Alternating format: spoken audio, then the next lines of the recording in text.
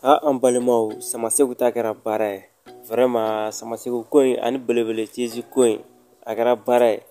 an balima cɛ dɔ bɛ ka kuma sama segu ni belebele tizi kan donc an bɛ n'o ka video yira o la sisan yan'o cɛ aw kana ɲinɛ k'aw abonné k'aw cloche de notification activer walasa kunnafoniya duman nataw olu kana se ka fɔ i kɔ cogo min na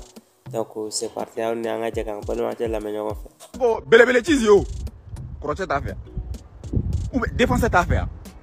dɔ tɛ se ka bɔ ka kuma analoma fɛ yan mun de bɛ yen ko n yɛrɛ kɛlɛ i n'a fɔ arafa ta dɔnkili wagati min n'a fɔ k'a bɛ ɲini ka ban c'est là a fɔ ko non c'est maintenant ça a commencé kuma wɛrɛ ye bɔ mɔgɔ tɛ ka foyi de faamu bɛɛ si ka di ivoirien ye mais malien fana tangara ye foli bɛ d'a ma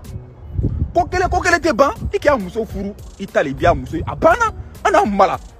i ka taga kɛ lɔgɔbɔ ko ye mɔgɔ bɛ lɔgɔbɔ sisan i bɛ dimi mun de bɛ yen wari ti ka kuma man ca wari i y'a wari an bɛna filɛ est ce que fo b'i le tɛmɛ ma an bɛna filɛ ka ɲɛ